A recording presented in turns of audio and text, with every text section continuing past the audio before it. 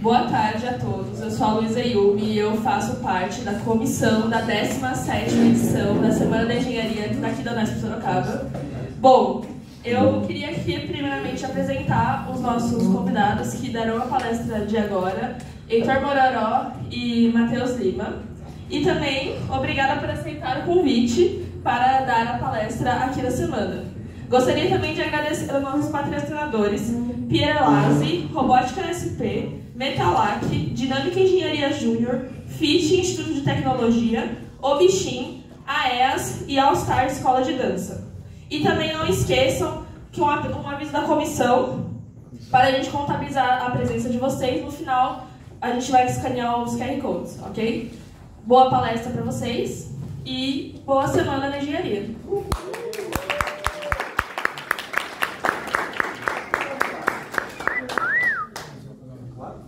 Só uma vez aqui, mais um, tá? O Enéas, 10 minutos antes da palestra terminar, ele vai passar colhendo QR Code de vocês, como ele está sozinho. Então, peço a vocês que nos 10 minutos antes já entrem no site, ok? E aí, para ele escanear. Fechou? Valeu. Fechou. Perfeito, então, pessoal. Boa tarde. Está todo mundo conseguindo escutar de boa aí? Sim! Então, sejam todos muito bem-vindos, né? Todas e todas muito bem-vindos à nossa palestra. Hoje a gente vai estar falando um pouquinho sobre o tempo na evolução da tecnologia. Eu vou entrar em um pouco de detalhes do porquê a gente trouxe esse tema para vocês direitinho, mas antes de tudo, a primeira coisa que eu gostaria de fazer é me apresentar. Um grandíssimo prazer, eu sou Heitor Mororó de Souza, eu sou atualmente o coordenador do marketing da Semana da Engenharia, durante a sessão de 2023. Estou cursando também o 6º semestre de Engenharia de Controle e Automação. Sou o presidente da empresa Júnior aqui do campus, né? A Dinâmica Engenharia Júnior. Participei da UBR como finalista em 2018 pelo time do meu Instituto Federal iFoxes. E por fim, mas o mais importante, eu sou o secretário executivo da empresa de startup RU. Opa! Vocês estão me ouvindo assim, nesse tom? Sim! Eu falo um pouco meio baixo, então não sei. Prazer, sou Matheus Lima, o chefinho para alguns. Eu sou estudante aí do 6º semestre de Engenharia de Automação. Sou atual CEO da RU, é uma startup aí que a gente está criando na Unesp, do zero. Faz um ano mais ou menos que está em desenvolvimento e a gente está começando agora a lançar nossos MVPs, coisas do tipo.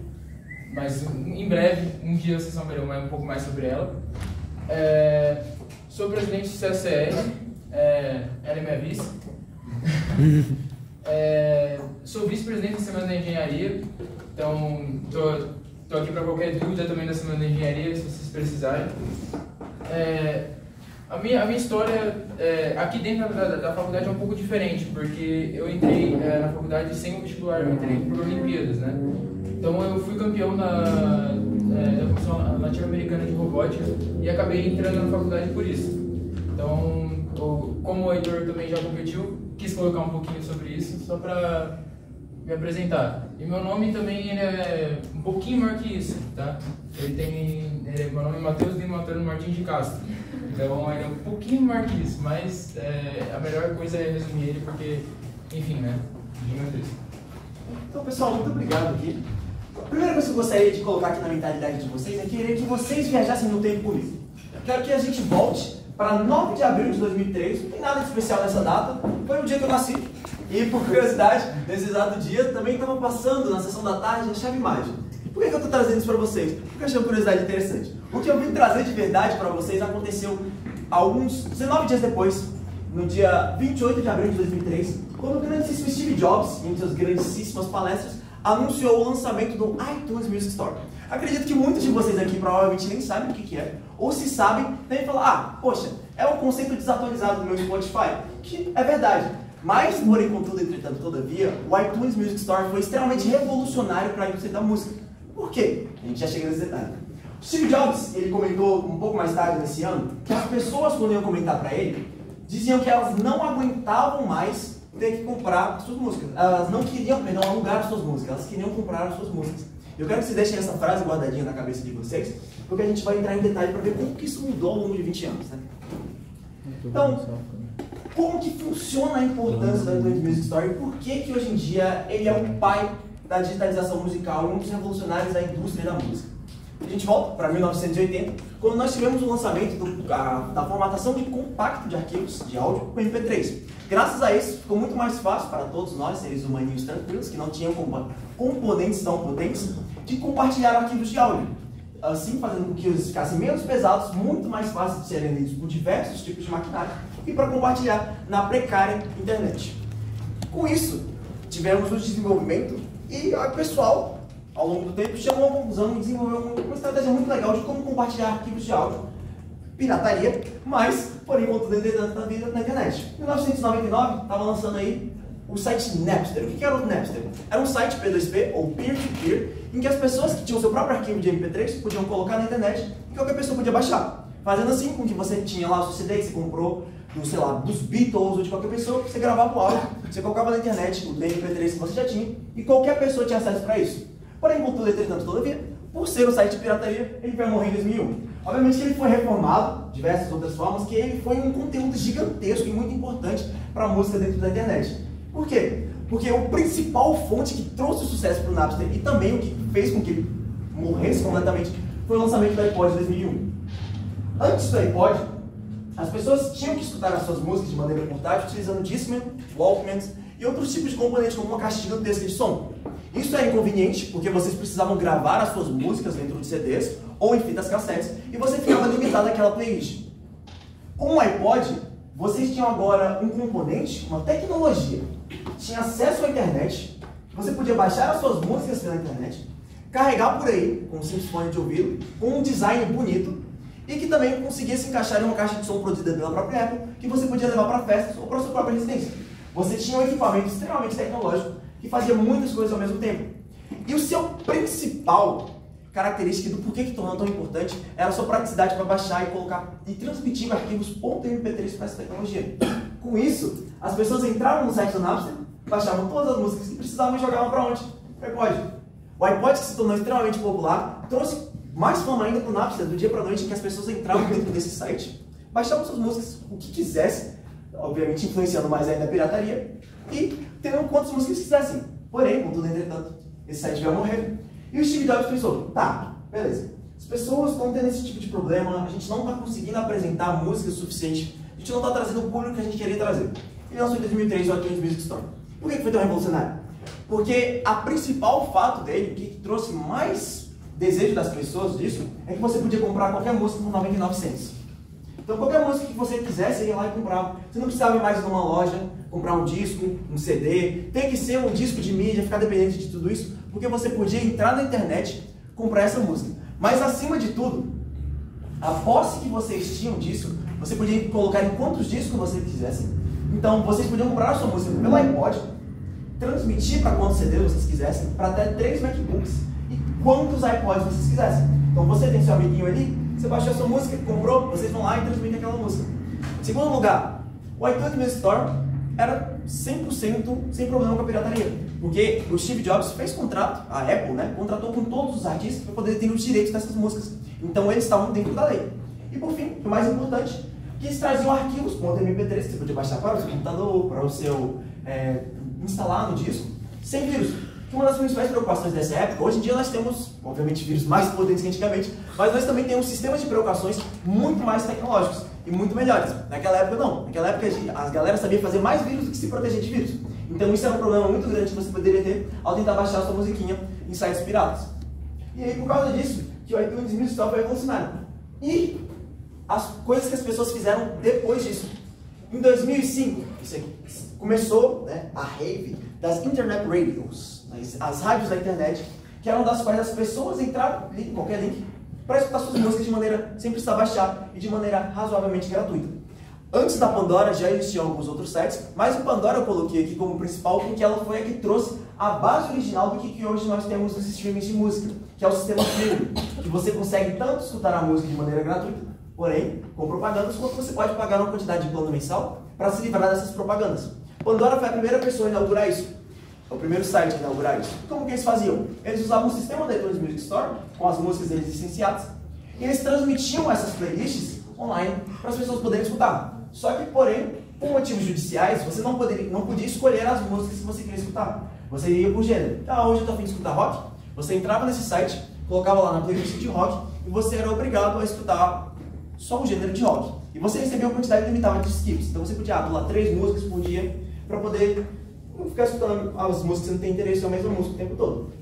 E aí, em 2008, surgiu o grandíssimo Spotify e revolucionou tudo isso. Com base na Pandora, ele pegou esse sistema de indicações, acima de tudo, de você poder escutar um estilo de música e o seu próprio aplicativo ia comentar: você gostou dessa música aqui? Então você vai gostar dessa. E aí eles refinaram.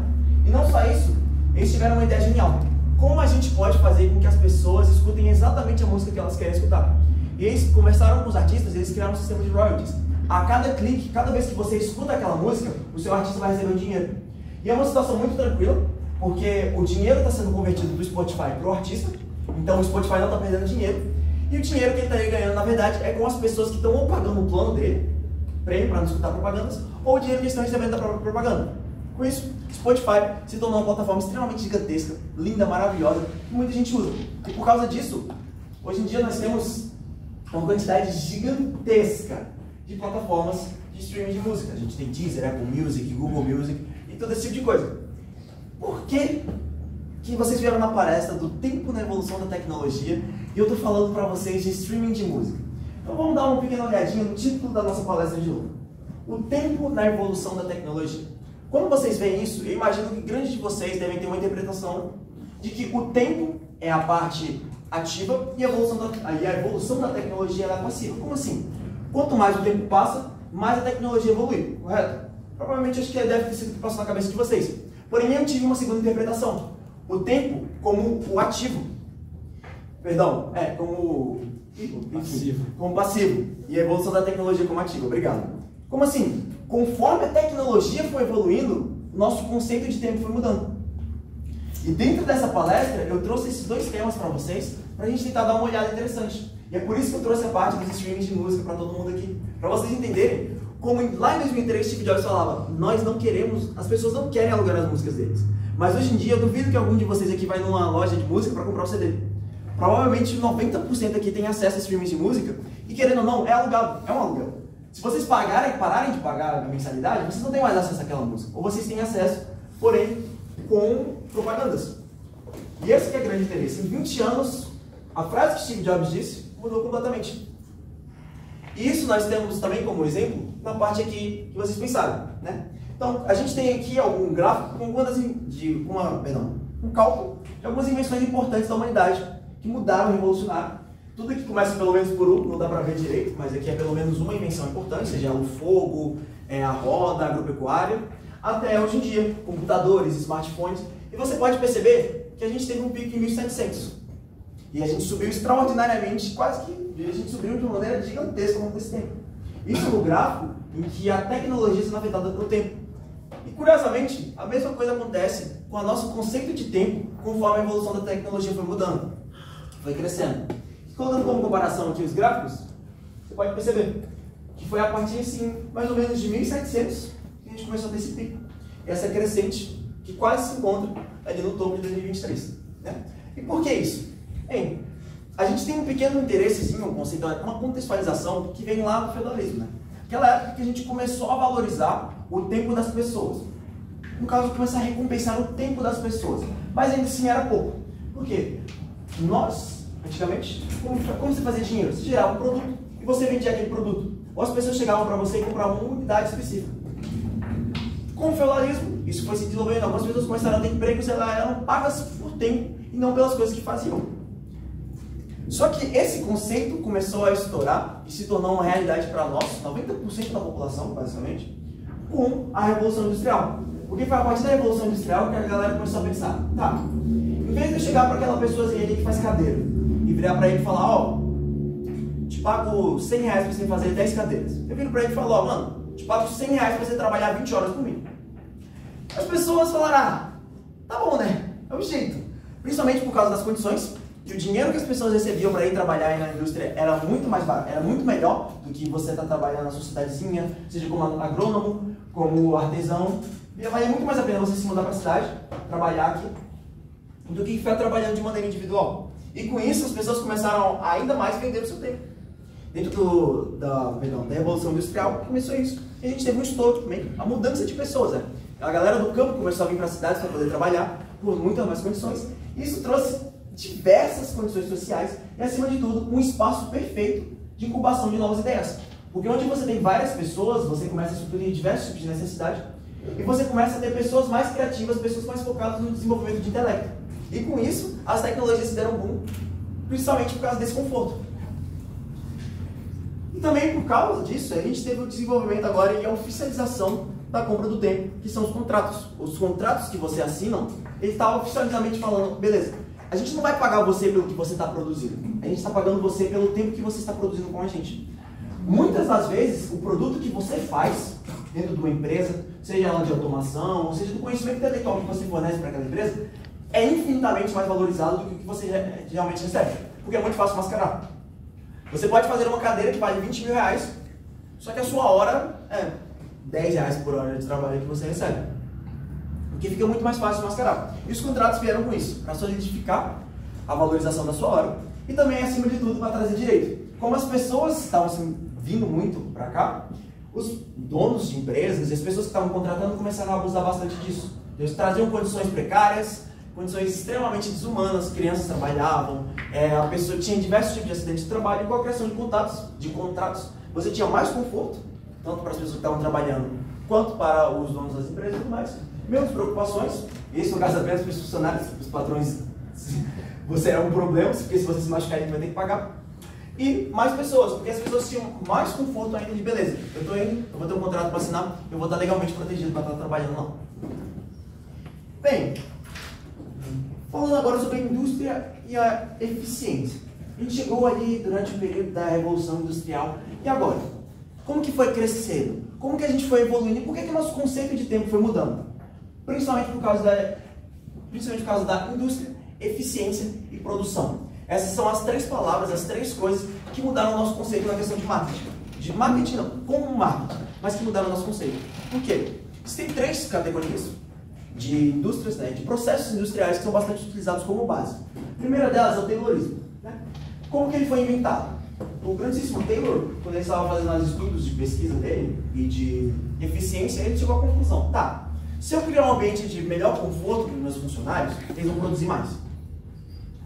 Melhores condições de trabalho, você tem pessoas mais confortáveis, mais pessoas vão estar ganhando dinheiro e a gente já explica por que mais pessoas estarem ganhando seu dinheiro é bom. Mas bem, e acima de tudo, mais praticidade. Porque você tem um controle muito maior da sua empresa quando você tem pessoas felizes e um controlezinho de produção. Depois do Taylorismo, veio o Fordismo. Né? O Fordismo é uma técnica genial, ao meu ver, de como manipular as pessoas.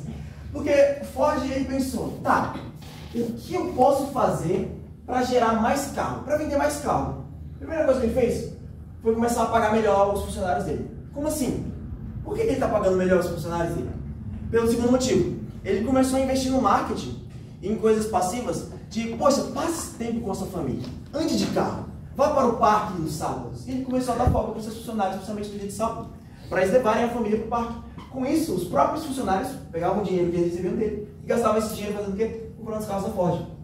Ele fez com que os próprios funcionários que trabalhassem para ele quisessem comprar o carro que eles mesmos estavam produzindo. Então, basicamente, ele teve essa estratégia. E com os próprios funcionários da Ford comprando os carros da Ford, você tinha um marketing que crescia ainda mais. Você chegava no seu amigo que não trabalhava e falava, mano, muito bom esse carro, meu. Muito bom sair andando com minha família, meu. Aqui, ó. Papo, meu. E aí, as pessoas seguiam desse jeito, com o marketing perfeito. E eles começaram a investir muito nisso. E também trouxe na eficiência. A ideia do Fordismo era criar um espaço que as pessoas ficassem estáticas. Então, ao invés de você, vamos construir uma cadeira. Aí eu tenho que ir lá, pegar a perna da cadeira, aí eu vou. Aí eu pego a base da cadeira, aí eu vou. Ele começou a fazer o desenvolvimento das esteiras, em que as pessoas ficavam paradas no canto, e a esteira fazia perna, base, e as pessoas montando. Isso trouxe muito mais eficiência, porque você deixava, não perdia mais o tempo da pessoa indo buscar as peças, ela chegava até você, e você tinha mais controle da peça. Porém, a gente entra no conceito de alienação também das pessoas, porque elas não vão saber o produto final, mas isso não é o tema de agora. E por fim, nós tivemos o toyotismo. Em contraposição com o Fordismo, que a ideia dele é aumentar muito mais a produção e trabalhar principalmente com estoque, então o Fordismo, o que é também o conceito? Você vai produzir, eu acho que vou fazer aqui um macarrão, eu acho que 20 pessoas vão querer comprar meu macarrão. Ele vai lá e faz um estoque de 20 pessoas, que é o cálculo dele. Já o toyotismo, ele segue uma ideia contrária. Ele produz a partir do pedido. Você chega e fala, mano, eu vim de comer macarrão. Ele vai lá e faz o macarrão. Não só isso também, eles têm muito mais cuidado e muita mais precisão. Justamente por causa disso. Porque eles só começam a produzir, eles começam a desenvolver a coisa quando vem pedido. Com isso, tem uma condição de qualidade. Mas esses são os 3 principais pilares da indústria e da eficiência atualmente. E como que se desenvolve ainda mais? A gente tem como exemplo de indústria e eficiência as estrelas Michelin. Aposto que muitos de vocês já ouviram falar das estrelas Michelin, mas eu acho que nenhum de vocês deve ter... Nenhum de vocês não, perdão. Mas acho que a grande maioria de vocês não sabe que as estrelas Michelin surgiram justamente dos pneus de borracha Michelin. Foi assim que eles surgiram e ele vem de lá até hoje e ainda é suportado por isso. Por que as estrelas Michelin surgiram? Uma ideia genial. O capitalismo. Eles criaram uma empresa de desenvolvimento de pneus de borracha na França, né? E eles começaram a pensar, beleza, os carros estão começando a se popularizar. Lembrando que na época existiam tipo 300 carros na França. Pouquíssimo. Hoje em dia é casa dos milhares, mas lá era só 300. Estamos desenvolvendo carros. Nós vendemos pneu. A gente não pode só vender um pneu quando alguém faz um carro novo. Como a gente pode fazer para ensinar as pessoas a trocarem pneu e poder vender mais pneu para as pessoas que já têm carro? Vocês sabem, tá. E se a gente desenvolver alguma coisa para tornar os nossos pneus que se desgastem mais rápido? Vocês falaram, não. Se a gente fizer isso, a gente vai perder nossa clientela. Eles vão falar, poxa, que pneu bosta? Não vou querer comprar esse porque ele vai desgastar rápido. Então eles chegaram à conclusão. Como a gente pode incentivar as pessoas a andarem mais de carro para gastar mais os pneus? E eles lançaram em 1900 o guia Michelin, que eram pontos de toda a França, de restaurantes, de postos de gasolina, indicados pelo Michelin. Que você ia lá e falava, poxa, interessante, legal, vou aqui visitar. E com esse desenvolvimento, eles davam de graça esses panfletos no começo, em lojas, restaurantes, sei lá, visitando com sua família, chegava no hotel, falava, poxa, interessante, guia da Michelin. Pegava, e agora você tinha um guia também ensinando como trocar pneu, que era o principal objetivo, mais um mapa de restaurantes legais, de paradas, de postos de gasolina e tudo mais. Isso facilitou muito mais a vida das pessoas. Conforme o tempo foi desenvolvendo, as pessoas começaram a dar ainda mais valor para a Michelin, porque ela começou a investir e agora em trazer mais valorização para os restaurantes e começaram a avaliar eles. Começaram a dar as famosas estrelas Michelin, que hoje em dia elas são 3 tipos de estrelas, né? E cada estrela, ela já só por ter, é algo extraordinário. Você tem uma estrela Michelin, é fantástica, mesmo sendo de 3, seu restaurante já entra entre um dos melhores do mundo. E a gente atualmente tem 3, né? Primeiro, sendo uma qualidade boa, vale a pena parar. A segunda é uma qualidade maravilhosa, é essencial. Você está andando e fala, passei por frente, vamos lá. E a terceira é especial, você deveria ir para esse lugar apenas para comer lá. Apenas. Você sair de casa hoje para comer nesse restaurante de 3 estrelas Michelin. Mas enfim. Continuando também, sobre carros. Como que funciona o desenvolvimento da indústria hoje em dia, conforme o tempo foi passando?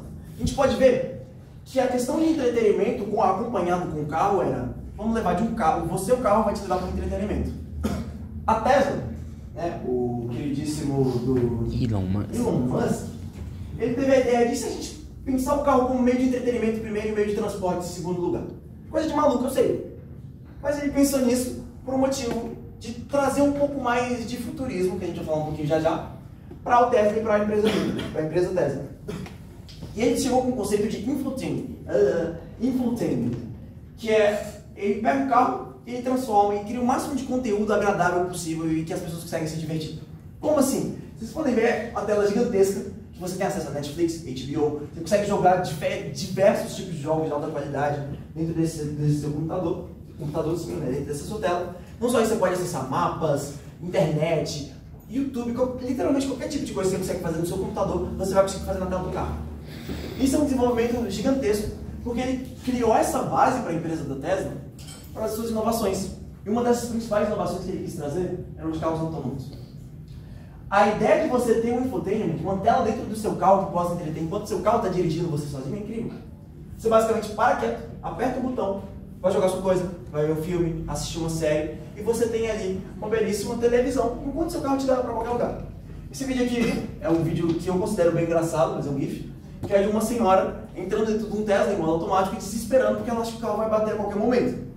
Para você ver como a tecnologia evoluiu ao longo desses tempos. Nós temos uma senhora de idade entrando no carro, achando que o carro vai bater e não acreditando, genuinamente tendo medo, que o carro consegue controlar sozinho.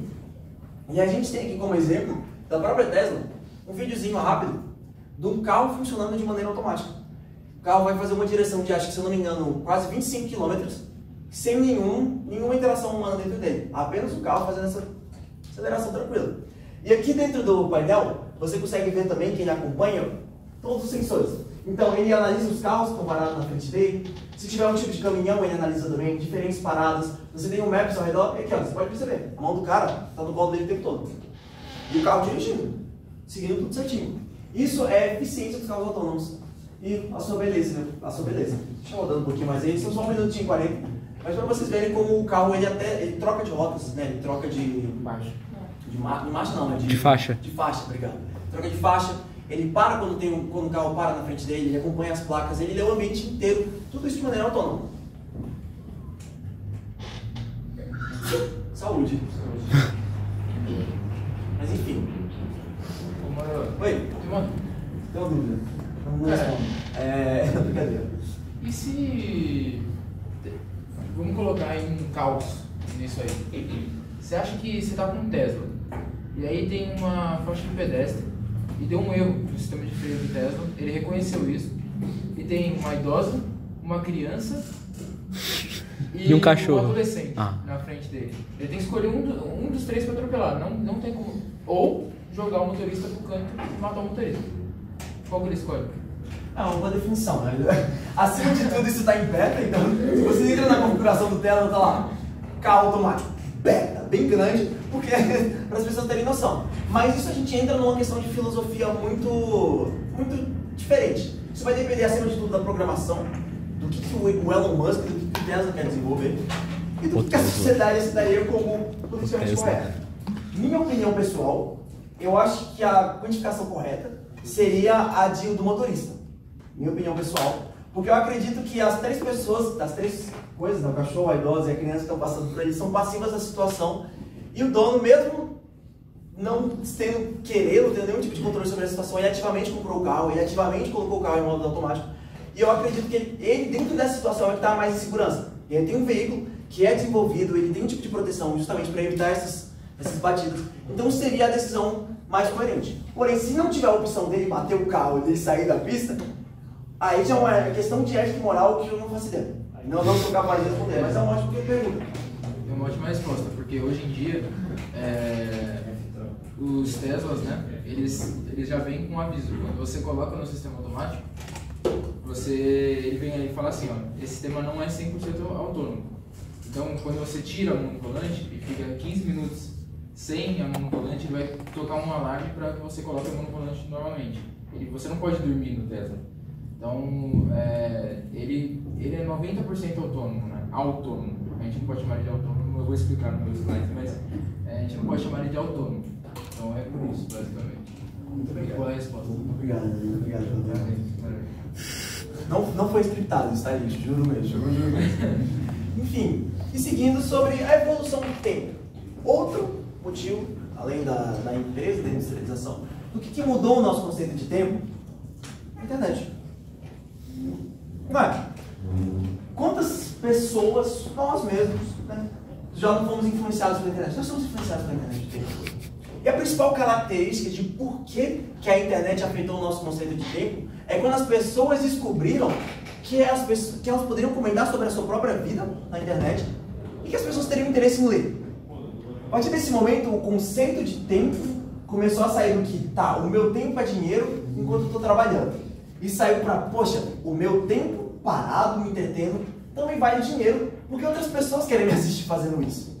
Ou querem me ler fazendo, querem ler as coisas da minha vida. E lá no começo da internet, esse belíssimo aqui site, né, vocês podem ver que era incrível o desenvolvimento dele. As pessoas chegavam, escreviam nos blogs, as pessoas mesmas programavam seus próprios sites, escreviam CSS e criavam o que eram os blogs. Os blogs foram se desenvolvendo, a tecnologia foi subindo, e a internet começou a chegar no espaço do YouTube. O YouTube, uma plataforma de compartilhamento de vídeos, se tornou uma das coisas mais extraordinárias e um dos efeitos gigantescos, mudou literalmente milhares de vidas, simplesmente por você poder postar vídeos na internet. Com essa simplicidade, você mudou completamente a vida das pessoas. Esse aqui é o primeiro vídeo lançado no YouTube, que é Eu no Zoológico. É um videozinho de 18 segundos do meu queridíssimo humano explorando em outro lugar que a gente tá gravando entrando em contato com o elefante e o Pegasus. E as pessoas começaram a pensar, ah, beleza, nossa, que legal. Eu posso postar minhas coisas aí. Posso colocar os meus projetos, posso colocar os meus desenvolvimentos de vida, posso expressar as minhas ideias. O YouTube foi crescendo. O YouTube foi se desenvolvendo cada vez mais, foi se tornando a cada segundo uma plataforma ainda mais extraordinária, uma plataforma cheia de conteúdo, uma plataforma rica. E a gente chegou num dos maiores desenvolvimentos de tudo, que era o YouTube atual. Atualmente, o YouTube é uma das plataformas mais utilizadas e eu acredito que a maior parte das pessoas da nossa geração usam o YouTube infinitamente vezes mais do que a televisão. Eu acredito que nenhum de vocês tem sequer a TV aberta em casa, porque todo o entretenimento que vocês consumem vem da internet.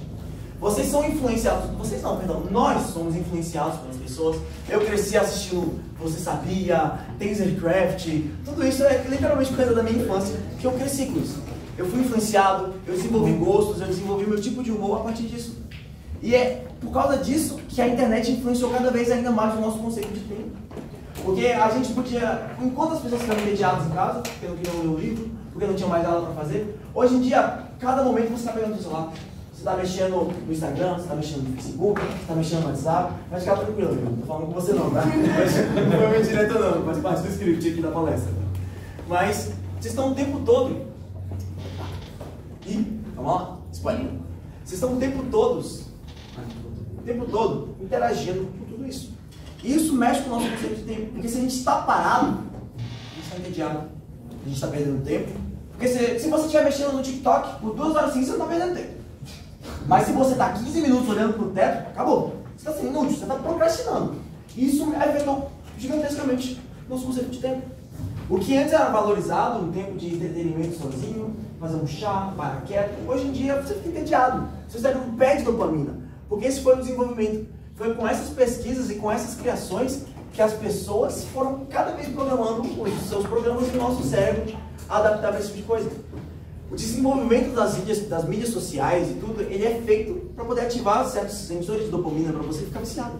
Toda vez que você desce ali alguma coisa no TikTok, no Instagram, seu cérebro fala, não, quer mais. Quero saber qual é a surpresa. Quero saber o que vem agora. Isso também com as notificações. Você recebe uma notificação e você fala, mano, não preciso ver isso.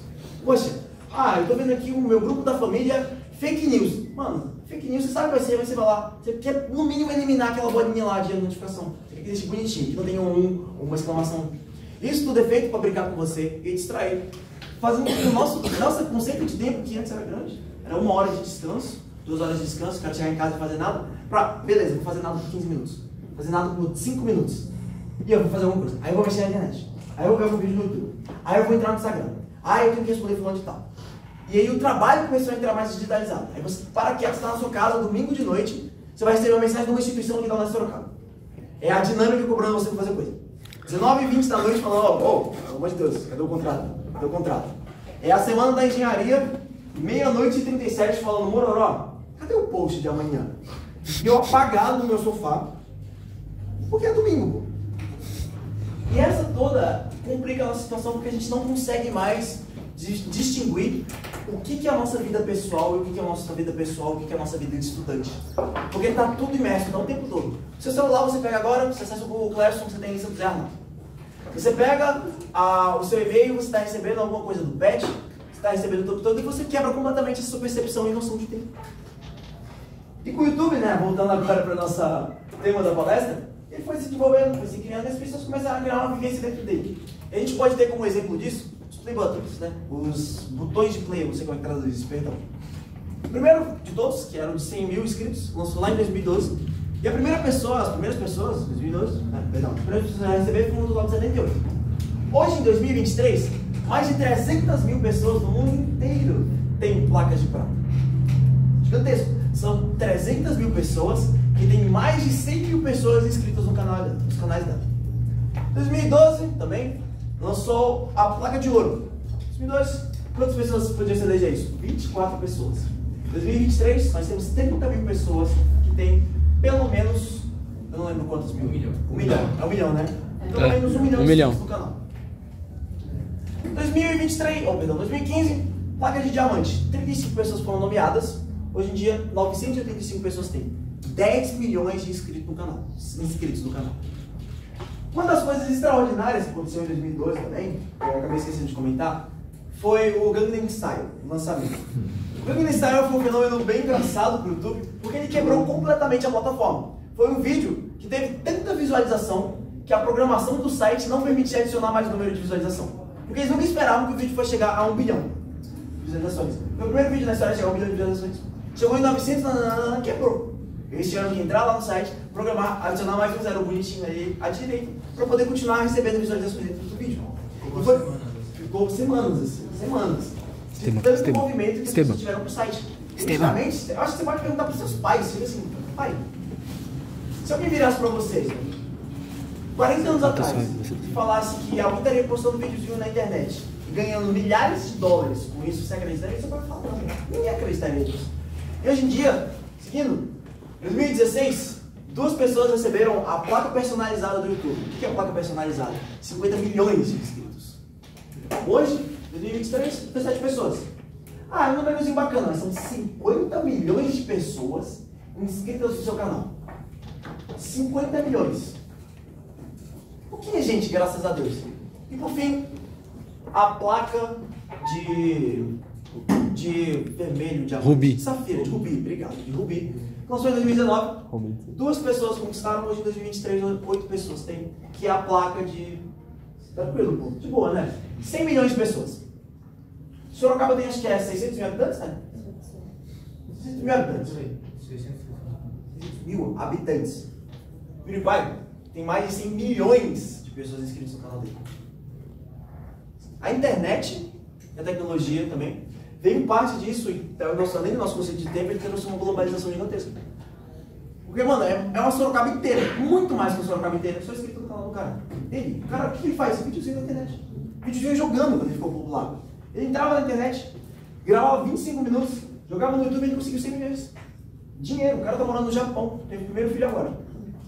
E não só isso, o PewDiePie, eu coloquei as 2 imagens dele aqui, não foi porque eu sou fã dele, também gosto muito dele, mas é porque ele foi a primeira pessoa a conquistar esses 2 prêmios. Ele foi o primeiro a conquistar o prêmio personalizado, o primeiro a conquistar o prêmio de Rubi. Então é pro cara conseguir fazer esse feito, né? É uma coisa extraordinária. Enfim, né? E sobre, para terminar, a minha questãozinha do tempo na internet, eu vou falar um pouquinho sobre senso de atenção. Estava falando para vocês que o nosso tempo foi diminuindo, e o TikTok veio aí nesses últimos anos, dominando o mundo. Durante a pandemia ele teve uma crescente gigantesca e ele continua crescendo. E por causa desse conceito de vídeos extremamente curtos, a nossa atenção diminuiu. Hoje em dia é muito mais fácil você ficar entediado. Você pega assim no seu celular, se o vídeo não te entretém em 7 segundos, você vai pro próximo. Porque você sabe que algum vídeo vai te entreter nos primeiros segundos. Nos primeiros segundos você vai estar lá, você não fica fazendo isso. E o que traduz do TikTok vai pra vida real. Você que estava lá, está se entretendo 7 segundos, você vai conversar com a pessoa não chamou sua atenção em 7 segundos, você vai embora. Ah, faz outra coisa. Ah, cala a boca, mano. Você fica na sua. E o efeito TikTok é justamente esse. A gente está cada vez valorizando coisas curtas que consegue raptar ainda mais a nossa atenção. Porque o objetivo desse aplicativo, do diabo, é o de chamar a sua atenção e prender você o máximo possível ali dentro. E você mexe no seu cérebro nisso. Você fica viciado no bagulho. Você fala, beleza, só mais um TikTok, só mais um. Só mais um. Quem nunca deitou na cama, entediado, antes de acordar, mentira, acordou, pegou a primeira coisa que pegou o celular e colocou no TikTok. Aí quando você viu, 30 minutos. Pô, legal aqui, gostoso. Pá, 1 hora, 2 horas, tá, agora eu levanto da cama. Isso não sabe. Acho que muitas pessoas de vocês já devem ter feito isso. Isso é totalmente feito no TikTok. E tem vários estudos, várias coisas provando que a atenção da população caiu quase 50%. Eu não tenho números exatos, não vou trazer aqui porque eu não vou fazer parte dos meus slides, mas era questão de, tipo, antigamente, 17 segundos até alguém ficar entediado, hoje em dia 9 segundos. Então é uma queda gigantesca. E a gente também tem um efeito social, que as pessoas abusam disso tudo. Eu coloquei aqui um vídeo que é uma das coisas que eu acho mais ridículo no TikTok. Eu não sei se vocês já ouviram falar da trend do NPC. Vocês já ouviram falar disso? Não. É basicamente, na internet, lá na live do TikTok, que é um submundo, acho que nenhum de vocês já clicava na live do TikTok, mas é um submundo horroroso, que alguns anos atrás a gente descascando o ovo sem quebrar o ovo. Vocês já viram? Esse é foda, esse é foda. A galera descascando o ovo lá com pinça. E hoje em dia a gente tem esse do NPC, que no TikTok das lives você tem a opção de doar uma certa quantidade de moedas e aparece lá um ícone. Coisinha. As pessoas começaram a fazer frases pré-selecionadas e repetir essa mesma frase várias vezes, toda vez que alguém doasse alguma coisa. Então, toda vez que alguém doasse um conezinho de sorvete, a mulherzinha do TikTok ficava nham, nham, nham, sorvete, aí vai, nham, nham, nham, sorvete, aí o chapeuzinho de cowboy, cowboy, eles estavam fazendo isso por hora. Ganhando literalmente $20 mil por live, fazendo 2 horas ganhando $20 mil, $30 mil, porque as pessoas ficavam doando só pra ficar escutando a moça falando eba, sorvete, e repetindo na tonalidade. Isso quebrou a nossa... isso mesmo. Sério, mano, sério. E ganha muito dinheiro. Eu não tô exagerando, não era tipo uma pessoazinha que fez isso. Virou uma trend. E ganhava muito dinheiro. Justamente porque era criança querendo ter a... Falando, mano, eu entendi 8 segundos. Quero que ela fale alguma coisa. Ah, que legal, ela tá falando isso aqui. E ela repetindo a mesma coisa. Perdendo o cérebro das pessoas. Né? Basicamente esse conceito. E com Deus, tipo, cada $100. Gostaria de fazer um comentário aí sobre isso, que eu li recentemente um estudo muito interessante sobre isso, que é sobre dopamina, né, e como ela age no nosso cérebro, né. E o Mororó comentou, né, que a gente sempre está lá no TikTok, todo dia falou que tem alguns estudos, e um deles é esse, que ficou bem famoso, alguns de vocês devem conhecer esses estudos. Ele é um estudo que infelizmente foi feito em ratos, tá? A gente ainda tem muitos estudos feitos em ratos, em animais, mas basicamente o que acontece? Eles colocaram uma... Você sabe que o nosso cérebro ele funciona via estímulos elétricos, né? Então o que eles fizeram? Eles colocaram uma pinça elétrica na parte de dopamina do rato. E aí, toda vez que o rato clicava num botão, ele recebia estímulos de dopamina. O que aconteceu? No início, o rato ia, ele comia, ele procriava, ele ia falar com as pessoas.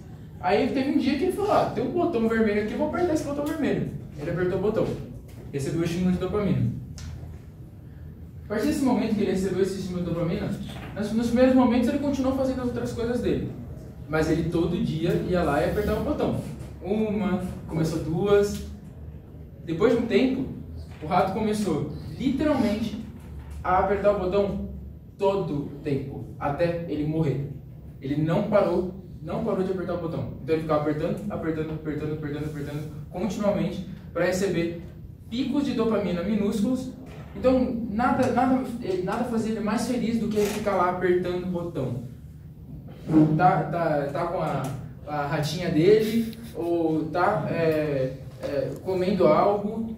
Então assim, isso é muito relacionado ao que a gente está fazendo. Muita gente, às vezes não, a gente tem um ambiente um pouco mais saudável, mas muita gente evita de comer para ficar nas redes sociais ou no TikTok ou passando vídeo e recebendo picos minúsculos de dopamina. E é uma dopamina falsa, aquilo ali não vai te deixar feliz, evidentemente. Aquilo ali são picos que vão só basicamente falar pro seu cérebro assim, uau, legal, mas depois vai passar, não tá te agregando nada, basicamente. Então, o que a gente tira da conclusão disso, né? Que eu acho que a gente, primeiro, tem que começar a rever alguns conceitos, porque a gente tem que começar a ter um pouco de medo da tecnologia. A gente não tem medo dela. Então assim, a gente viu toda a tecnologia, a gente acha incrível, realmente incrível. A tecnologia é maravilhosa, ela trouxe a gente até aqui. O humano depende da tecnologia. O tempo é consumido, como o Mororó disse. Então, acho que a gente tem que tirar alguns conceitos disso e falar, pô, será que eu tenho que começar a prestar um pouco mais de atenção? Porque a gente está começando a chegar num nível de consciência, a gente não chegou ainda em consciência artificial, tá? É uma coisa que eu vou estar falando na palestra dele agora, mas consciência artificial não existe, inteligência artificial não existe. A gente fala muito em inteligência artificial, né? Normalmente a gente fala, tal estudo de inteligência artificial, aí chega, faz palestra de inteligência artificial, ela evidentemente não existe ainda, porque ela não consegue ser própria, ela não consegue ligar os neurônios ainda sozinha, ela não consegue produzir ela mesma. Então é algo que dá medo, porque ela já está quase conseguindo fazer isso, mas que a gente tem que tomar cuidado, porque o TikTok ele tem um algoritmo de inteligência artificial. Ele tem um algoritmo que vai te analisar e vai ver quais são os seus picos de dopamina e como que ele pode agir em você da melhor forma possível. E isso viciar você e deixava, sei lá, rodando. Ah, vou comer, não, vou ficar aqui, vou levantar, vou fazer minhas coisas. Não, pô. É basicamente esse meu comentário sobre esse post. Você não vai falar alguma coisa ou já? Aí, eu primeiro já peço desculpas a vocês aí, porque o que aconteceu? Essas últimas semanas foram um pouco corridas para mim, principalmente na organização da Semana de Engenharia, coisas do centro acadêmico, coisas do tipo, mas eu trouxe alguns tópicos para conversar com vocês mesmo, sobre coisas um pouco mais... Não, isso aí demorou ainda. Aqui. Algumas coisas meio malucas aí que passam na minha cabeça. Eu gostaria que... Eu não sou maluco, tá? Um pouco. Sou um pouquinho maluco. Mas eu gostaria de falar com vocês. Primeiramente, eu gostaria de falar de alguns momentos-chave na história que, basicamente, foram subtivos pra gente, tá? Um que é muito importante, que a gente nem sabe. A gente sabe, nós de Meca sabemos porque a gente acabou aprendendo isso com a Glória. Mas, né, aprendeu com a Glória. Mas, o que acontece, tá? O transistor, não sei se vocês sabem o que é um transistor, ele foi uma das maiores revoluções que a gente tem na tecnologia hoje em dia. Foi basicamente, aquele gráfico que o Mororó mostrou, aquele pico ali, um dos picos ali é o transistor. E a gente fica, tá, o que é um transistor? Por que ele evoluiu tanto na tecnologia e por que isso influencia a minha vida? Cara, isso influencia muito a sua vida. Por exemplo, a gente está usando esse projetor agora porque tem um transistor, alguns transistores nele. A gente está mexendo no celular, falando no Zap, conversando com a família, porque tem transistores dentro dele. A gente está mexendo, colocando comida para esquentar no micro-ondas, tem transistor dentro dele. Então, assim, é bizarro o quão isso foi disruptivo para a gente crescer na tecnologia. Então, o quanto uma invenção às vezes pode mudar muito ou agregar muito na gente, que eu queria falar um pouco. E aí eu quero abrir uma discussão sobre como isso afeta essa sociedade e abre novas possibilidades. Então, assim, a gente, desde o transistor, a gente teve algumas invenções, né, tudo, baseadas nela, né, smartphones, por exemplo. Realmente, os smartphones foram absurdos, né? A gente, a partir de 2007 ali, a gente teve uma curva absurda exponencial de tecnologia vindo, surgindo, e etc. Se alguém virasse para mim e falasse, 4 anos atrás, que inteligência artificial poderia gerar arte, eu falaria mentira. Não só eu, mas como a maioria dos teóricos, a maioria dos professores, doutores, as pessoas formadas há 4 anos atrás, que são profissionais disso, sabem muito mais do que eu, por exemplo, que isso. Elas afirmariam que isso é mentira e isso é impossível. Porque a inteligência artificial não pode produzir arte. Só o humano pode produzir arte. Fica tranquilo, não vai acontecer nada. Porque eles não podem criar o que a gente pode criar. E aí, boom, OpenAI lança lá o DALL-E. Aí, boom, Midjourney. Aí o Papa surge com a roupa lá, drip, não sei o que, e a gente fica, meu Deus do céu, o que está acontecendo? Então, o que isso pode assustar e o que a gente pode pensar sobre isso, tá? Como eu falei, a gente está numa época que a gente tem que começar a refletir sobre como que a gente está usando a tecnologia e como a gente... uma coisa que o Leopoldo falou até na abertura da semana, e uma coisa que eu concordo muito. A gente tem que começar a refletir sobre como que a gente está usando a tecnologia e como que a gente vai usar essa tecnologia, porque a gente pode acabar se autodestruindo com isso. Então, bem Skynet, né? Bem Skynet, bem triste, né? Mas é a verdade. Eu acho que é uma conclusão que a gente tem que tirar sempre quando a gente fala de tecnologia e evolução humana. Porque, pô, a gente falou de coisas tão bonitas, né? Por exemplo, o YouTube. Pô, quantas histórias bonitas a gente já viu no YouTube? Pessoas que cresceram com o YouTube, pessoas que cresceram com a música por causa da internet e por causa da tecnologia. Mas o quão de pessoas que foram pro abismo por causa da internet também. O quanto de pessoas foram desbeneficiadas por isso, né? Quantas pessoas já sofreram por causa da internet e dos meios que ela causa. E aí tem aquela questão, né? Que o Loposo falou também, né? Que o humano que causa as coisas, aquela famosa frase, né? O humano é ruim e a sociedade é corrompida por ele, ou a sociedade é corrompida e corrompe o homem, né? Então, eu não vou tratar de filosofia aqui, mas a gente tem que começar a refletir. E... calma aí. Tá. Uma coisa que eu queria falar que tá me dando um pouquinho mais de medo agora é uma coisa chamada de convergência tecnológica e a interdisciplinaridade. Tá, ser interdisciplinar, saber muito de várias coisas é bom, certo? Saber eu sei cozinhar, eu sei tecnologia, eu sei, sei lá, desenhar, beleza, legal, isso é muito bom. Agora pensa que uma máquina pode fazer isso. Então, por exemplo, hoje em dia a gente tem algumas inteligências artificiais que elas estão começando a fazer várias coisas ao mesmo tempo. Então você consegue literalmente, não é que nem o ChatGPT que você escreve um texto e sai um texto. Você pode escrever um texto, mandar uma imagem para ela e mandar um áudio, por exemplo, eu posso falar assim, ursinho segurando uma bola e colocar lá um áudio de chuva atrás e colocar também uma imagem de um trem. Ele vai pegar essas três entradas e vai gerar um vídeo no final de um ursinho segurando uma bola, com chuva atrás e com um trem passando atrás e com o som de tudo isso. Isso é bizarro, né? Ele junta várias entradas, várias coisas do nosso planeta e transforma num bagulho absurdo. E não só isso, interdisciplinaridade vem atingindo muita coisa. A nossa geração é cada vez mais interdisciplinar. A gente, uma reflexão que eu cheguei há pouco tempo atrás é que eu ficava um pouco frustrado, porque a gente não entende às vezes, por exemplo, a gente tem os nossos professores, né?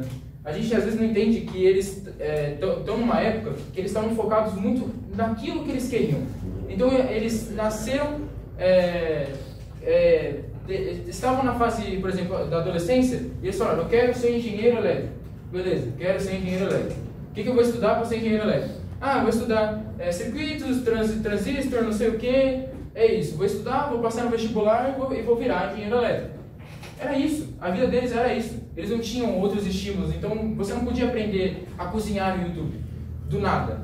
Hoje eu quero fazer um estrogonofe. Beleza, vou pegar no YouTube a receita lá e vou fazer. Ponto. É isso. Não, eles não podiam fazer isso. Eles não tinham essa facilidade. Se eles quisessem aprender algo novo, eles teriam que ir atrás de uma biblioteca, achar livros, por exemplo. O exemplo que eu tenho na minha própria família é minha avó, que ela queria ser engenheira, mas a família dela não deixou ela ser engenheira, porque, né, machismo. E aí eles não queriam que ela fosse engenheira, falaram que engenharia não era coisa de mulher. Aí ela foi fazer psicologia. Fez psicologia, logo depois se formou e casou, ela se mudou, e aí o que ela fez? Ela pegou livro, ela foi atrás de livros de programação para poder aprender programação, e ela virou programadora.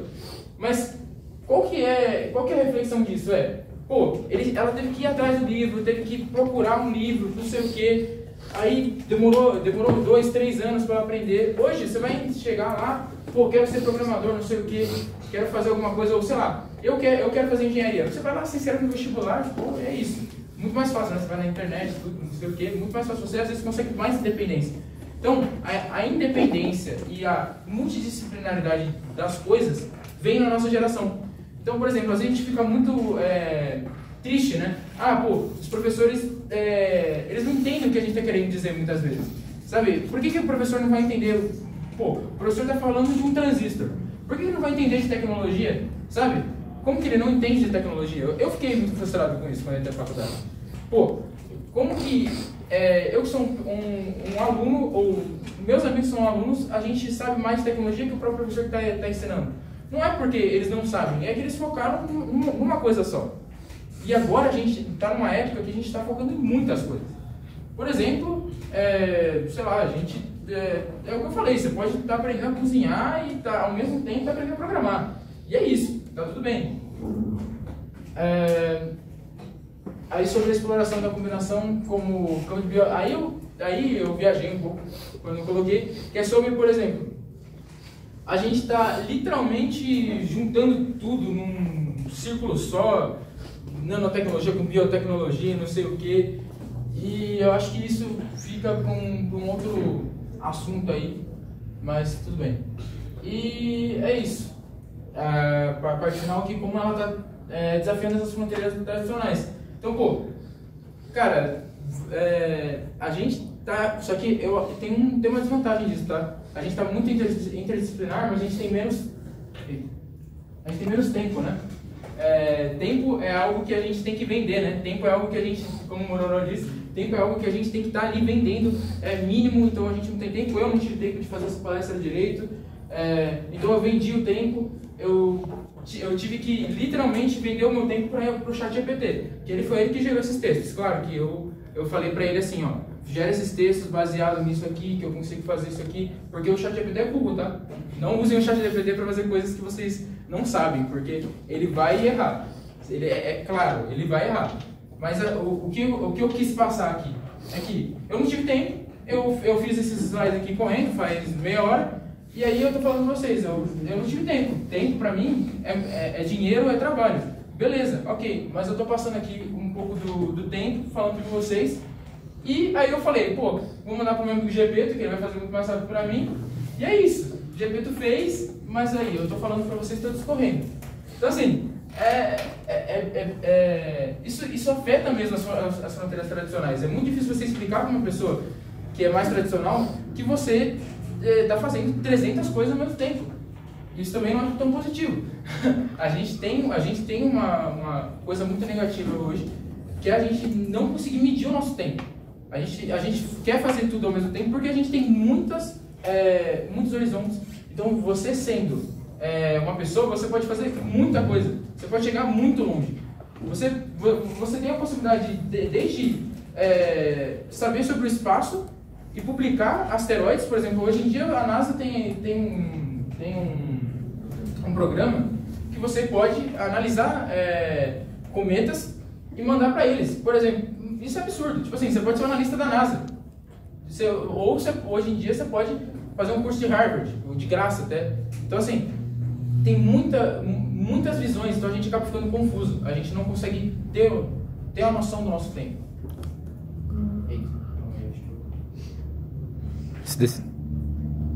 Tá. Então, a tecnologia, eu estou falando um pouco da parte ruim, né? Só para contrapor um pouco da parte boa, né? Que eu acho que é importante sempre olhar para os dois lados.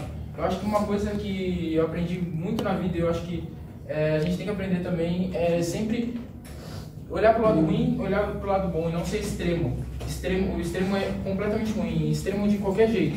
Extremo tanto quanto para um lado, tanto quanto para o outro.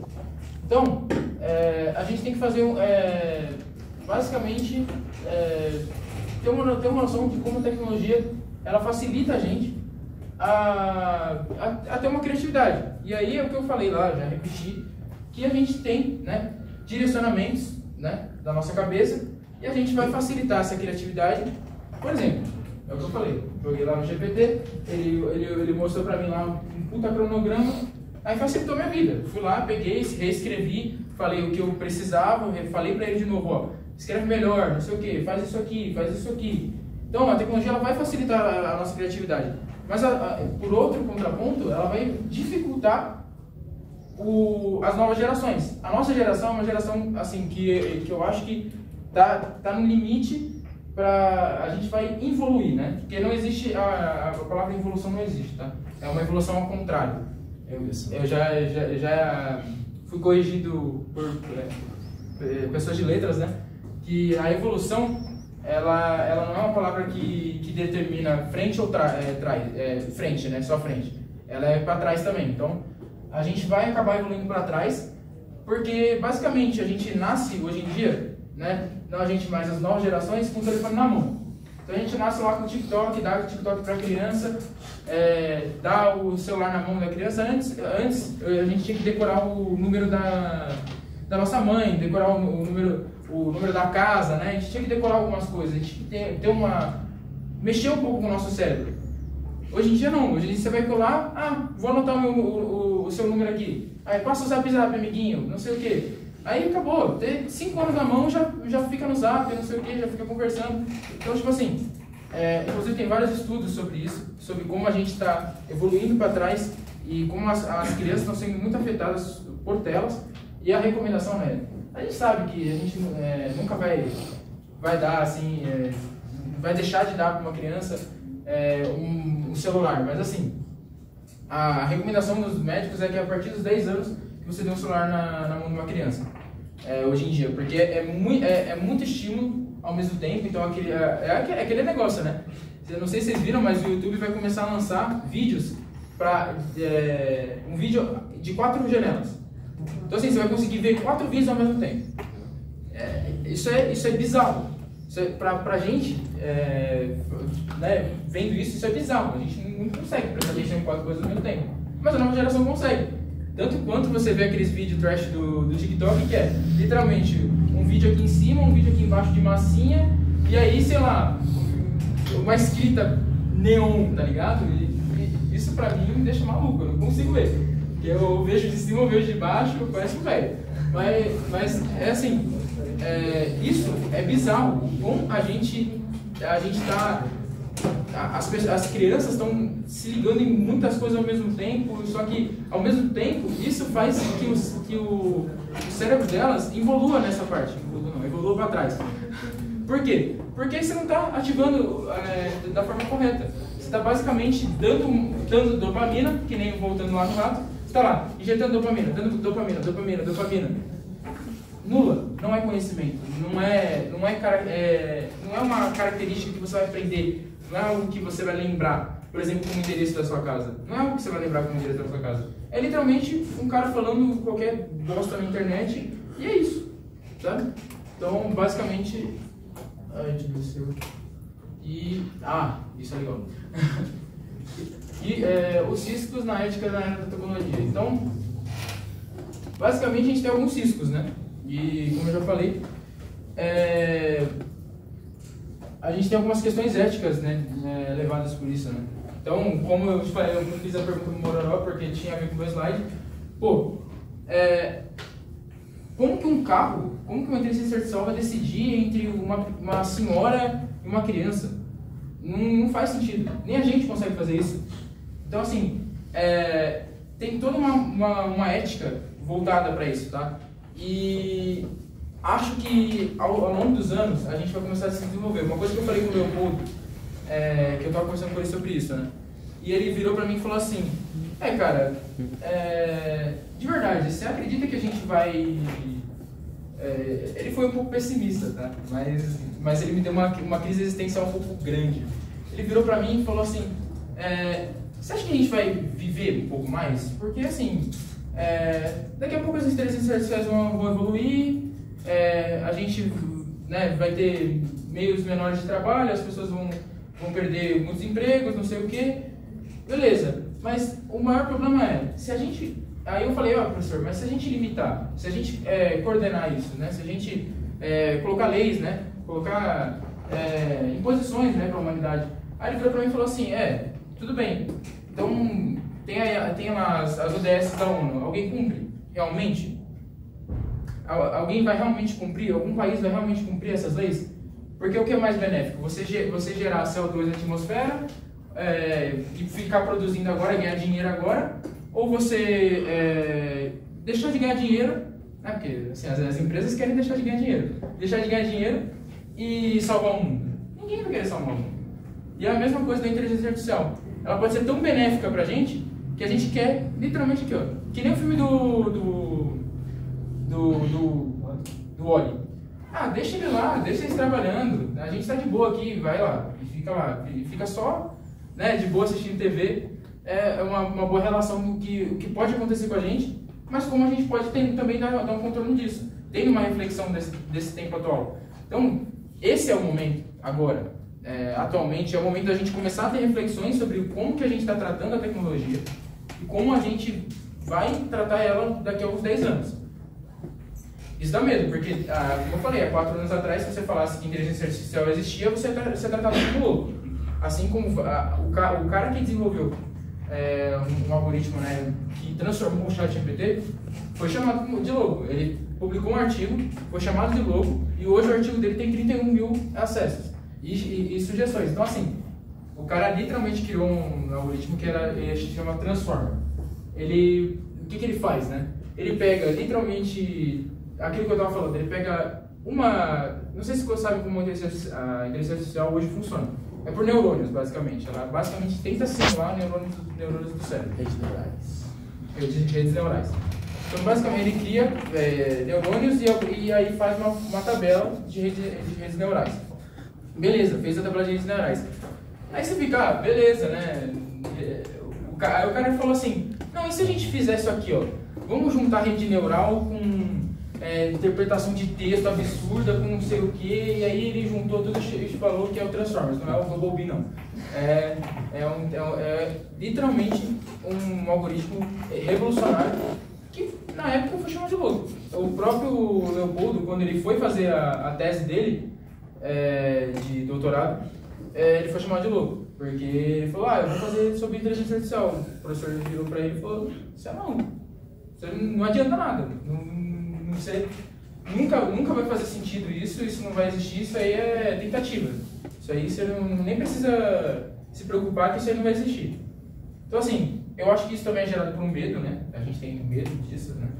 Mas acho que a gente tem que ter medo, mas ao mesmo tempo tem que aproveitar. Essa era uma era que a gente pode aproveitar disso e tentar melhorar isso, e tentar agir com isso, e tentar ver, será que eu usando o ChatGPT para fazer um trabalho inteiro, eu vou aprender alguma coisa? Será que eu vou aprender alguma coisa? Eu já fiz isso muitas vezes, tá? Não tô falando que não fiz. Já joguei o ChatGPT e falei, faz isso aqui, faz isso aquilo ali, mas eu li o que estava acontecendo. Então, assim, a gente tem que usar a inteligência a nosso favor. A gente tem que usar a tecnologia a nosso favor, mas a gente tem que tomar cuidado, porque muitas vezes pode ser maléfico pra gente. E é isso, a gente tem que ter uma responsabilidade individual e coletiva. Então, ter a noção que a gente tem que estar lidando com pessoas. Então, e isso serve mais para os mechas aqui, a gente tem que ter noção de a gente estar lidando com pessoas. Que a gente vai estar produzindo softwares, vai estar produzindo inteligências artificiais, coisas do tipo, que vão estar lidando com pessoas, e não com máquinas. Então, a gente tem que ainda ter uma ética diante disso, tá? Assim como o médico tem a ética dele, a gente tem que seguir uma ética para construir e fazer tecnologia. Eita, tem dificuldades. E alguns futuros alternativos e visões distópicas aí, um negócio meio Skynet. E tipo assim, só reforçando, eu já falei, acabei falando sem o slide, mas a gente pode chegar num momento onde a gente vai ter uma extinção em massa por causa de tecnologia. Então, a gente tem que tomar cuidado, ou a gente pode chegar num momento onde a gente não vai ter, a gente vai usar a tecnologia do jeito certo. Depende muito. O que você acha sobre isso?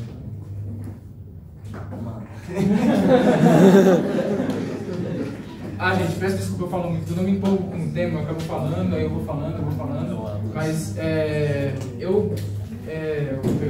eu acho que evidentemente eu terminei o que eu estava falando, mas eu espero que tenha batido pelo menos uma reflexão, que é, será que a gente está fazendo certo, usando tecnologia?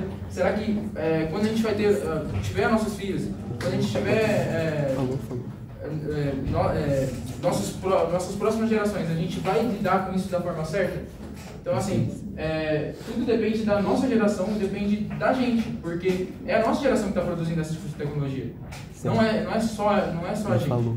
Então, tipo assim, espero que é basicamente isso. Peço desculpa aí se o tema ficou muito aberto, né? Ficou muito maluco, mas minha mente trabalha um pouco assim, então eu gosto de retratar, senão eu vou ficar passando slide, eu vou ficar maluco, eu não vou conseguir explicar nada, eu vou ficar nervoso. Então eu prefiro ficar falando coisas que passam na minha mente meio maluco. Obrigado, gente. É isso, eu acho.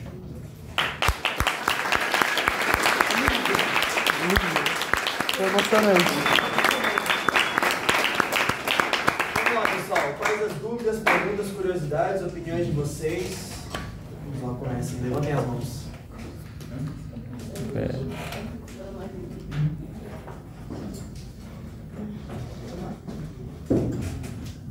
Quais as dúvidas? Por favor, Matheus Guilherme Celestino. Quanto tempo vocês acham que vai demorar pra gente realmente ter uma consciência artificial?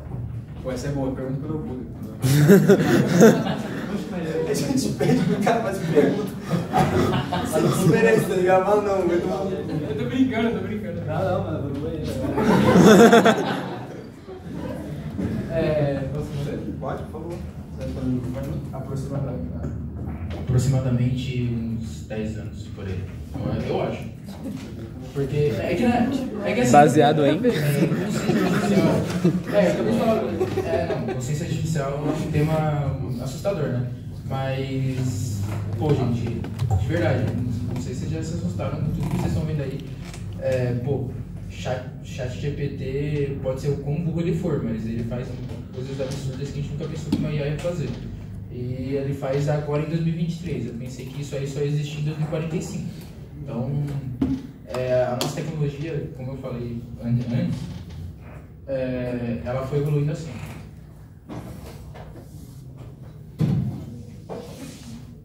O gráfico nem tá voltando, sei lá, ele faz...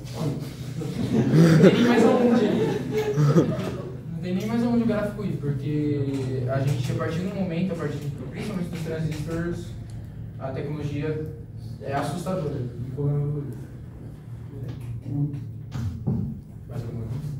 Mais alguma dúvida? Alguma pergunta, questionamento filosófico sobre inteligências artificiais, a questão do tempo? Por favor, Gabriel Zanatti Cipriano, obrigado. Vocês colocam uma fé maior no futuro distópico ou utópico em relação à inteligência artificial, ao desenvolvimento tecnológico, à nossa futura interação sobre ele? Essa é uma ótima pergunta, muito obrigado. Eu estarei começando essa resposta. Muito obrigado. Eu gosto de ter uma visão um pouco mais otimista em relação a esse tipo de situação. Porque eu acredito que, querendo ou não, as pessoas que utilizam de ferramentas de maneira estúpida morrem. Nossa! É o jeito mais sincero e mais direto de... Toma! Então eu acho que a gente acaba passando por uma evolução, mas meio que uma peneira, né? Uma peneiragem.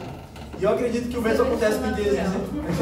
Seleção natural. Eu acredito que o mesmo acontece com esse tipo de ferramentas. Então, pra mim, a gente vai passar a chegar, obviamente, nunca a gente vai chegar numa utopia, e eu também não acredito que a gente vai chegar numa distopia.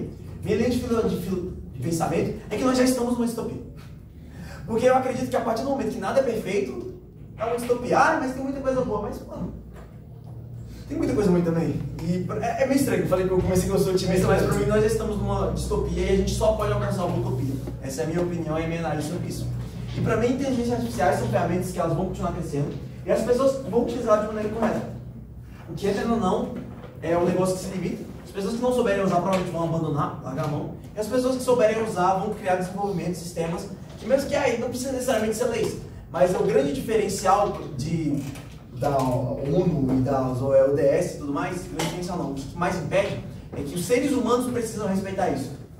Programação e inteligência artificial, a gente consegue criar uma lógica de Locke, a gente consegue programar para não fazer. Não dá? Deve chegar muito tempo. Com consciência artificial não dá. Por exemplo, Por que não? hoje em dia você não consegue travar o chat GPT. É impossível. Defina travar o chat GPT. Na verdade, o que está acontecendo, não sei se vocês viram na internet, mas está ocorrendo um fenômeno de emburrecimento do chat GPT. O que está acontecendo? O chat GPT está produzindo merda, e aí as pessoas postam essa merda na internet. Aí ele pega essa merda na internet e responde essa merda. Então, basicamente, as pessoas, a gente está emburrecendo o chat GPT. Então, só que, então, basicamente, a gente está destruindo o chat GPT. E eu ainda acho que isso é uma jogada do OpenAI, que basicamente lançou o bagulho, ficou com medo do que está acontecendo e começou a emburrecer o próprio sistema deles. Aí vem essa questão. Esse é o único jeito, tecnicamente, de travar esse tipo de inteligência artificial. Porque eles já disponibilizaram ela. E esse é o problema. Então qualquer um, isso entra um monte de éticas, né? qualquer um pode pegar o ChatGPT-3 hoje em dia e usar para próprio uso. Hoje em dia tem as APIs, né? Você consegue usar o ChatGPT para o próprio uso. Você pode pegar ele, baixar ele, mexer nele e falar, eu quero usar para isso aqui. Então, é difícil parar quando se lançou, entendeu? E além disso, quando você tem uma consciência artificial, ela vai se produzir e ela vai se... a gente chegou num momento na tecnologia onde a tecnologia produz a própria tecnologia. Não tem humano mais no meio. Entendi. Faz sentido. Entendi. Obrigado. Quer falar mais uma coisa? Eu esqueci a pergunta. Se vocês botam mais fé na distopia ou na utopia em relação ao uso da tecnologia pela humanidade? Eu concordo com o Mororó que eu acho que a gente está em distopia e acho que concordo também que é muito do fator do uso, né? A gente tem muita questão do uso. Mas como eu falei, a gente já usou e agora é lidar com as consequências. Amém. Basicamente é isso. Então, tipo assim, mas eu ia falar um negócio que esqueci. Mas eu ia falar um negócio que esqueci. Quer que pode uma outra pergunta por cima? Você sabe o que disso? Não, eu acho. Tá bom, vou fazer uma outra pergunta. Então. Vocês acreditam que esse pode ser o nosso paradoxo do inferno?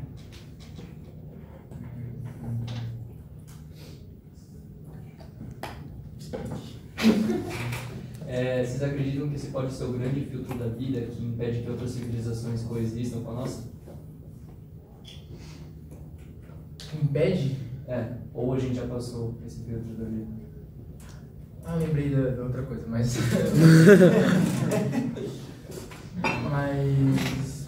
é uma puta pergunta, eu acho que eu vou ter que pensar sobre isso. Mas só lembrando da outra coisa, vou fugir de inteligência artificial, vou falar sobre tecnologia.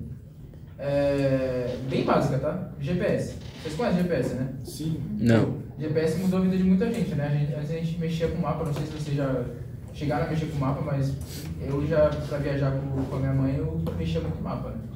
E aí depois veio o TomTom, né? O famoso TomTom, que era aquele GPS que ficava preso no vidro. Mas, então, a tecnologia GPS, isso, eu vou dar os créditos até quem falou isso, foi o Sérgio. Não sei se você conhece o Sérgio. Ele é geofísico, né, da Unicamp, e é um youtuber. Mas basicamente, o GPS ele controla hoje quase todo o sistema de horário e de tempo que a gente tem. Então o GPS ele controla, por exemplo, os sinais de trânsito. O GPS controla, por exemplo, sei lá, eu esqueci os sistemas. Oi? Translação do banco, por exemplo. Sim, é verdade, do banco. Tipo assim, é bizarro. Então, o que pode acontecer? Né? A gente tem algumas... o Sol, né? Ele passa por algumas explosões solares lá. E o que acontece? Isso pode interferir num satélite GPS e acabar destruindo ele. O que isso pode causar? Caos generalizado. A distopia. Isso pode causar uma puta distopia só porque a gente parou de usar o GPS. Os carros vão começar a bater porque não vai ter... É que nem aquele filme mesmo. E só porque o GPS parou de funcionar, tá? Os bancos vão parar de funcionar, então o dinheiro não vai fluir na sociedade. Tudo que depende de horário, a gente depende de tempo, a gente depende de horário, vai parar de funcionar corretamente. Então, não estamos falando só de inteligência artificial, não, a gente está falando de tecnologia, só da tecnologia tipo básica que a gente tem, sabe? Básica. O GPS não é tão básico, mas comparado à inteligência artificial é muito básico. Então, é isso. Eu vou tentar responder a sua pergunta. Eu gostei bastante, mas é bem filosófico. Aqui, ó, paradoxo de Fermi, para quem não conhece. É uma idealização e uma pergunta: por que vidas inteligentes fora do nosso planeta ainda não entraram em contato com a gente? Fermi propôs que existem diversos tipos de barreira que impedem essa existência. E traz dentro dessas teorias, dentro dessa teoria dele, diversos conceitos do porquê. O primeiro de todos é a ideia de a vida é rara. É difícil você ter ali chegar a vidas complexas, né? Então uma vida que como é outra, começar a coexistir, a vida à base de carbono, H2O, é difícil ter as condições perfeitas do planeta. Diz que essa é a primeira base. que é difícil para a vida se gerar, e por isso que nós somos a única forma inteligente que conseguiu chegar no estado que nós estamos. Mas ele contrapõe. Beleza. Se não for raro, por que ainda não entraram em contato com a gente? Aí ele entra no segundo. Tem alguma coisa, algum desenvolvimento dentro dessas próprias civilizações que impedem que elas se desenvolvam. Vamos supor aqui que tem existe muita vida. Aí dessas vidas, eles pulam um pouquinho aqui para poder se tornar uma sociedade como a nossa e conseguem se desenvolver. Só que chegam aqui, eles próprios se eliminam. Isso aqui foi o que você estava querendo dizer, não é assim? Se ele acredita que a gente vai parar nessa escada e que a inteligência artificial pode ser um efeito dessa. Eu vou continuar só explicando o paradoxo Fermi, que eu gosto, e depois a gente volta aqui. A terceira é que você pula pra cá, você chegou no estado de exploração espacial, só que existe outra civilização inteligente o suficiente que vê você como uma ameaça e te destrói imediatamente. E justamente por isso, todas as outras vidas inteligentes que chegam no nosso estado sabem disso e evitam entrar em contato com pessoas externas a eles porque eles têm medo dessa própria eliminação. E eu não sei porque eu coloquei 4 e 5, porque vai precisar, mas eu só não lembro desses. Tem 5. Tem 5, né? Mas eu não lembro. Eu não lembro, você lembra da terceira. Mas enfim, é da terceira. Eu acredito que não, até certo ponto. Eu acredito que o nosso desenvolvimento de armas, principalmente quesito armas nucleares, e eu acho que talvez alguns outros tipos de acidentes, mas principalmente envolvendo armas nucleares e acidentes nucleares, né? Com usinas e tudo mais. Eu acho que esse é muito mais a principal causa do que a gente pode ser a nossa barreira. Eu acredito que inteligência artificial nem tanto, mas é a minha opinião. Você não acredita que a gente está falando tanto da distopia da inteligência artificial, se chegar em um momento que a gente tem uma consciência artificial e a realização da consciência artificial com o melhor desenvolvimento de uma sociedade e a utilização de armas nucleares, a gente não acabaria acabando com nós mesmos no processo de desenvolvimento social?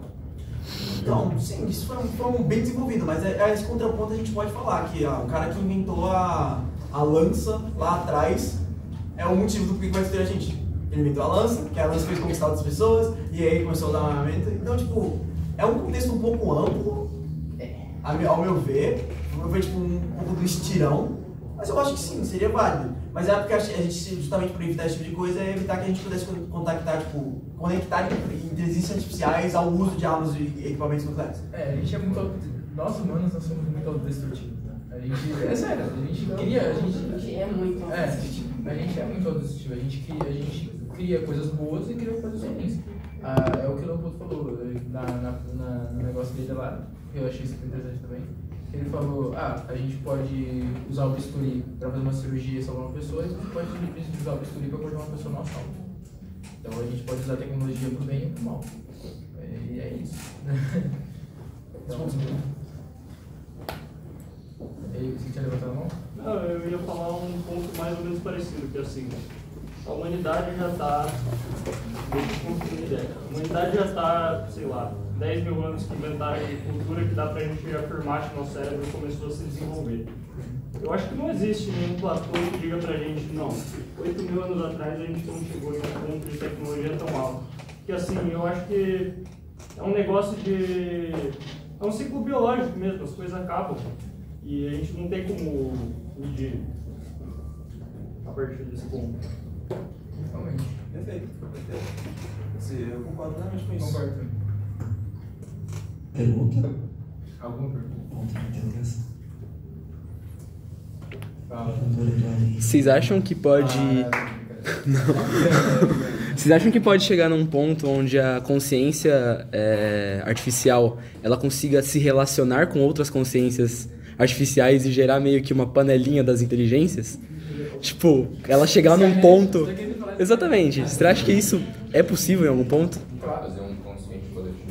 É muito possível. Na verdade, assim, a gente hoje trabalha... Por exemplo, elas podem literalmente usar a nossa tecnologia para trabalhar em conjunto. Elas podem se comunicar por produto.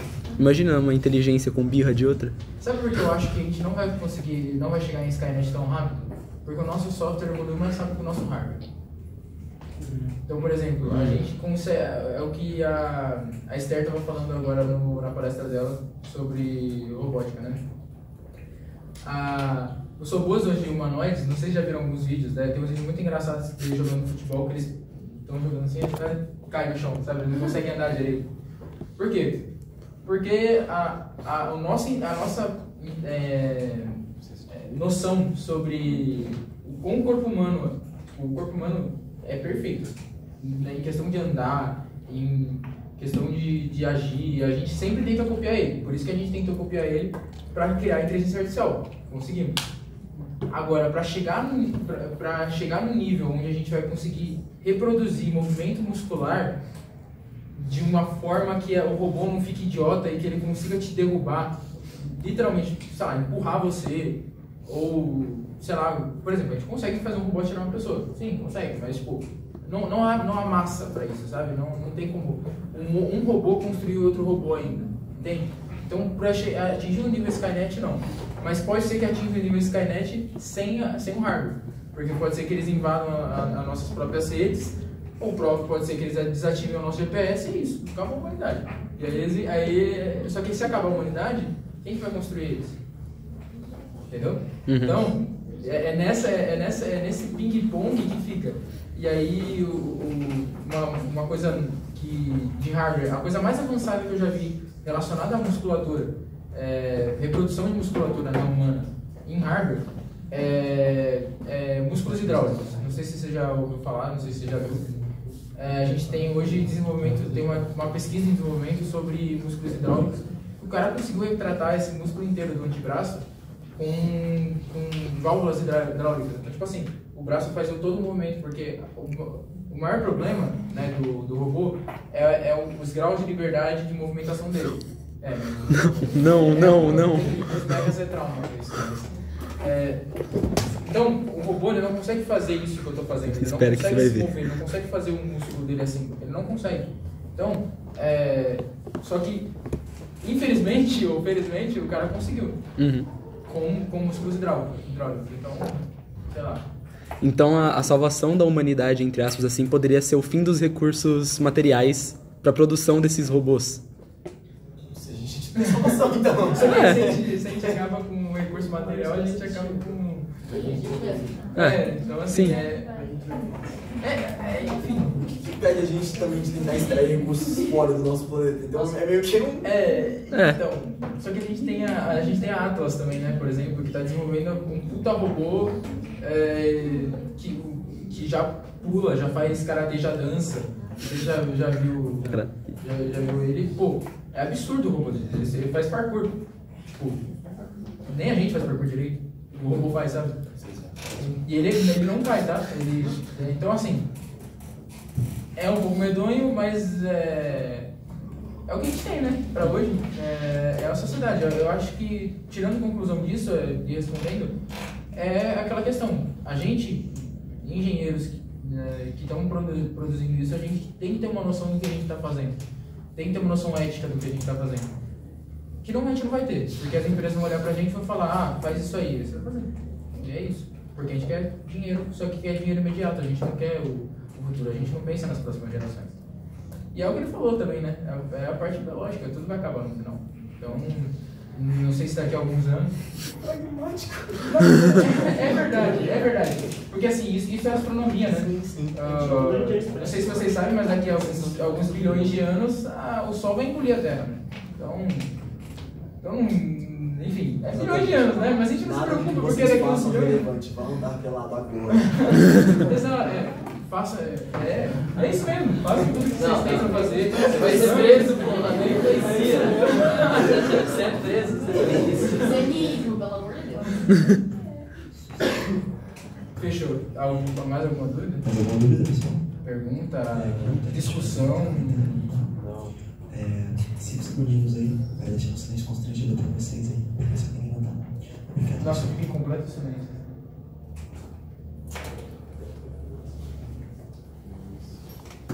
Vou convidar a Luísa e o Yuri para vir, por favor, encerrar a palestra. Muito obrigado, pessoal. Espero que vocês tenham aproveitado bastante a palestra. Gostaria de agradecer a Semana da Engenharia pelo convite, pela honra de estar aqui apresentando vocês. Gostaria de agradecer vocês por terem vindo aqui e prestar atenção na nossa palestra. Um carinho especial a todas as pessoas que fizeram a pergunta. E obrigado a todos e todas. Tenham um ótimo dia, uma ótima Semana da Engenharia.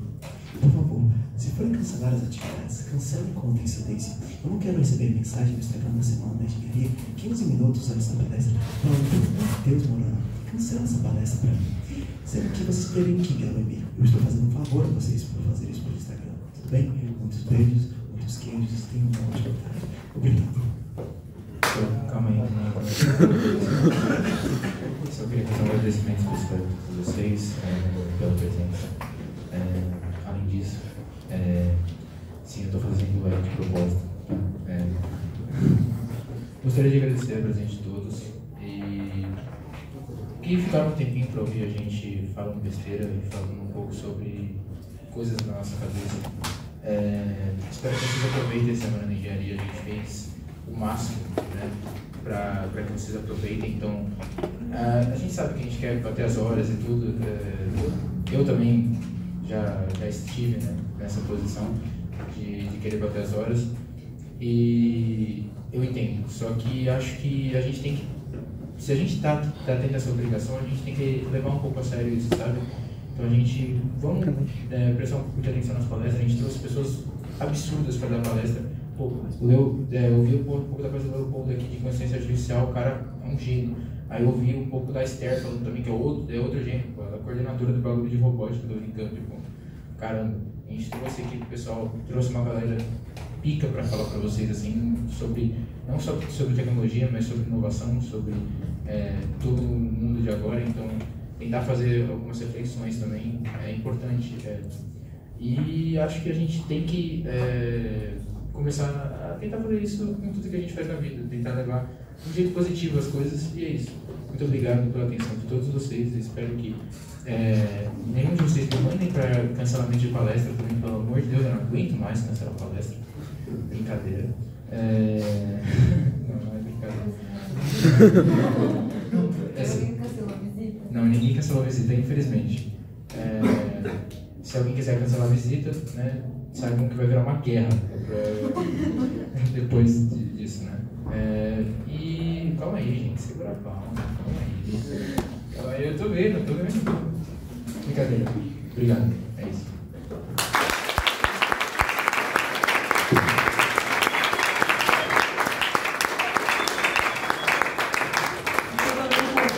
Fazerem parte da comissão 18, ou seja, ano que vem.